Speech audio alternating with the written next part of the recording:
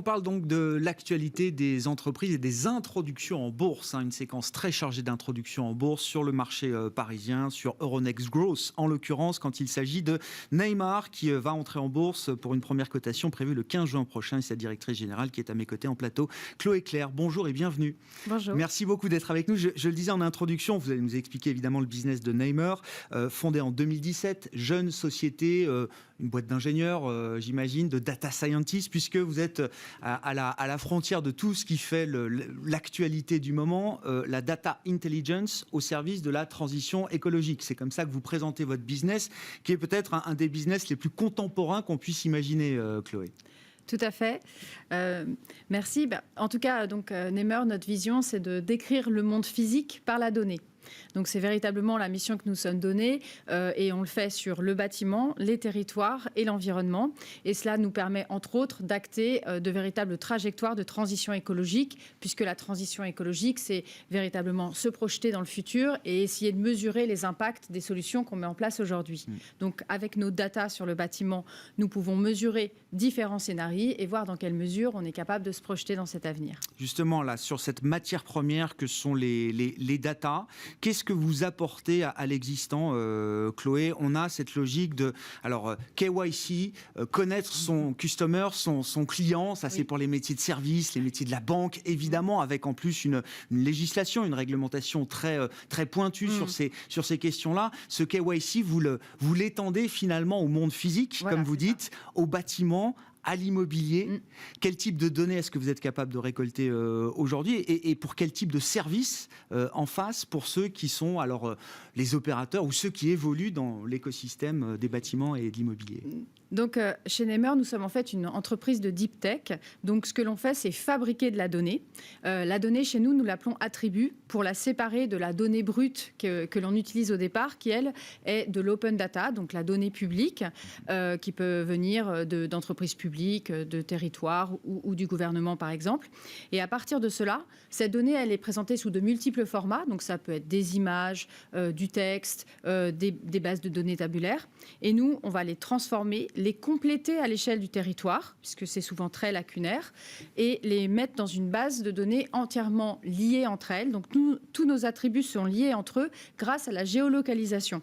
Donc la géolocalisation, c'est ce qui fait le lien entre chaque chose. La maille la plus petite, c'est le bâtiment. Et donc, on est capable de caractériser quantitativement et qualitativement l'intégralité des bâtiments de France, même votre petite maison au fond du jardin, donc sur 35 millions de bâtiments. Le truc qu'on a construit sans permis de construire, c'est ça? Non, mais non. Vous pouvez aller à ce niveau de finesse-là? Oui, nous sommes dans ce niveau de finesse. Géolocalisation. Tout à fait.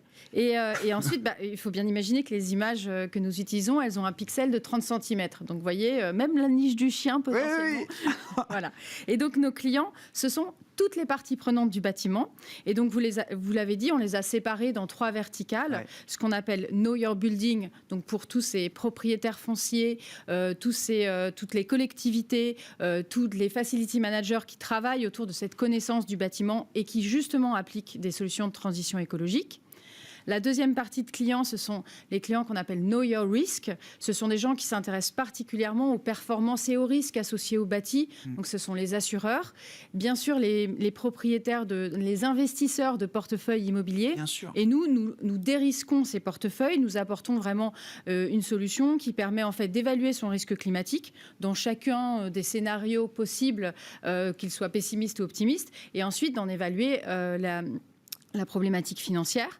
Et on a aussi un produit à l'attention de la multirisque habitation que là, on a développé en partenariat avec Adactis, qui est un actuaire, donc quelqu'un qui fabrique des modèles de risque assurantiel. Et avec nos attributs et leurs modèles, on est capable de faire de 20 à 40% mieux que le modèle traditionnel. Et donc, un champ d'application, évidemment, très vaste, qui va bien au-delà de l'opérateur immobilier stricto sensu. Tout à fait. De toute façon, c'est la même problématique pour tout le monde. Aujourd'hui, le bâtiment, dans son cycle de vie global, donc je parle même autour des mobilités entre les bâtiments, il participe à 40% des impacts des émissions de gaz à effet de serre. Donc, évidemment, on ne peut pas travailler que sur ceux qui opèrent le bâtiment, sur la partie énergie, mais bien à ceux qui les desservent, à ceux qui les assurent, qui les financent. Et donc, en fait, tous ces gens-là, pour acter des projets, qu'ils soient soit de transition écologique ou même des projets autour de ces bâtiments, ont besoin d'informations de plus en plus fines. Moi, je vous le disais, je suis une entreprise de deep tech, mais en vérité, ce que je livre à mes clients, qui ne sont pas du tout des data scientists, ce sont des informations fiables, complètes dans leur système d'information. Et ça veut dire que pour chaque bâtiment de France, là, vous êtes capable d'apporter une fiche d'identité, une fiche de caractéristiques Tout à fait. Qui n'a jamais été aussi complète et aussi précise. Surtout qui est précis sur de multiples thématiques, sur la thématique de l'énergie, du risque climatique, de la connexion aux différents, à l'eau, aux serveurs, à Internet, etc. Donc sur de multiples thématiques, et c'est ça qui est important, c'est cette richesse d'usage. Et aussi l'échelle. Si quelqu'un a 3 bâtiments, Nemer ne va pas leur apporter grand-chose parce qu'ils peuvent les mesurer eux-mêmes, si vous voulez. C'est à partir du moment où vous travaillez sur 50 bâtiments, sur une ville de 10 000 bâtiments, etc., que là, c'est intéressant d'avoir vraiment une cartographie complète. Quelle est la barrière à l'entrée de ce business model? Et déjà, le business model, donc c'est un logiciel que vous vendez à vos clients. Donc de ce point de vue-là, c'est un accès à éprouvé, on va dire. Voilà, c'est un accès à notre base de données avec un logiciel de licence, donc parfaitement récurrent. Donc c'est une licence annuelle, et nos clients la prennent sur soit leur stock, qu'est leur stock de bâtiments, soit sur des leads, parce qu'évidemment, comme il y a une seule base de données, où tout est lié entre elles, on peut filtrer autant qu'on veut. Donc on peut filtrer sur des choses, les façades au nord qui ont un ratio de surface vitrée de moins de 15%, qui font ci ou ça. Donc c'est énormément de choses comme ça. Et la question du modèle économique, la question des barrières à l'entrée. Voilà, les barrières à l'entrée, en fait, c'est véritablement la construction de cette base de données, parce que je faisais une blague sur la niche du chien, etc., mais c'est d'une complexité phénoménale au jour le jour, qui est gérée grâce aux multiples ingénieurs en data que nous avons chez nous, à des PhD, etc., des gens vraiment de très très haut niveau, qui ont développé aussi, quand je vous disais, quand on complète sur le territoire, donc ça c'est du machine learning et de la prédiction, il faut avoir ce qu'on appelle des features, c'est-à-dire les caractéristiques sur lesquelles en fait le modèle va se baser pour prédire les labels. Et pour cela, en fait, nous possédons la bibliothèque la plus complète sur les bâtiments de France. C'est donc un modèle vertueux. Il a fallu d'abord faire 3 ans de R&D pour réussir à faire ces prédictions. Et maintenant qu'on l'a, plus on prédit, plus en fait on connaît aussi ces caractéristiques, et meilleur on sera dans nos modèles. Donc la barrière à l'entrée, c'est d'avoir été là il y a, comme vous disiez, seulement 4 ans, mais d'avoir eu cette vision et d'être passé par ces obstacles très complexes de machine learning, de création d'architecture de base de données. Et on en a encore à faire pour l'avenir. Et vous venez vous-même du monde de la construction, je le dis d'un mot, Chloé Clerc, vous avez été dans l'équipe dirigeante de Vinci Construction pendant plusieurs années. Est-ce que vous êtes, au fur et à mesure de l'aventure Nemer, est-ce que vous découvrez même, en marchant d'une certaine manière, des usages auxquels vous n'aviez pas pensé au démarrage de l'aventure? Tout à fait. Je pense que l'aventure Nemer a été basée sur le premier cas d'usage que je vous disais tout à l'heure, sur les propriétaires fonciers, leur trajectoire écologique. Et on s'est rapproché de l'assurance, puis on s'est rapproché des délégataires de services publics. Et en fait, on s'est rapproché de tous les gens qui font des modèles, qui font des prédictions, qui calculent des choses autour du bâtiment, qui ont besoin de les connaître et de les caractériser.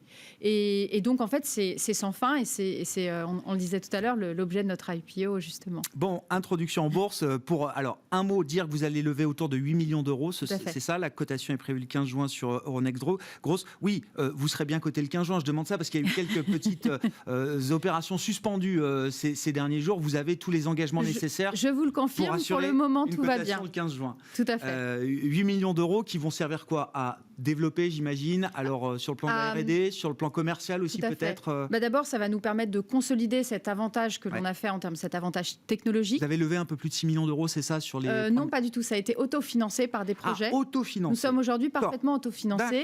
Nous avons un EBE de 800 000 euros. Donc, on est déjà stable, et c'est ce qui nous permet d'ailleurs de rentrer sur Euronext Growth. Mais pour la suite, ce qu'il faut maintenant, on a prouvé qu'on savait le faire sur la France.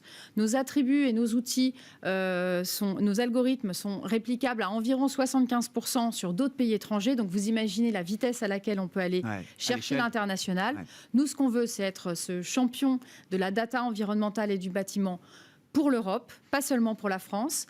Aujourd'hui, les positions se prennent sur la data. C'est en ce moment que ça se passe. Donc c'est pour ça qu'on a voulu faire cette IPO, pour asseoir notre notoriété, accélérer d'un coup vers l'Europe et pouvoir véritablement nous donner les moyens de notre ambition et donc proposer à tous de participer à nous donner les moyens de cette ambition qui est une ambition française pour l'Europe, de véritablement être un champion de la data externe ou contextuelle, ça dépend comment on l'appelle, aux côtés des industriels et des entreprises qui elles-mêmes se saisissent de leurs données internes pour piloter leurs projets.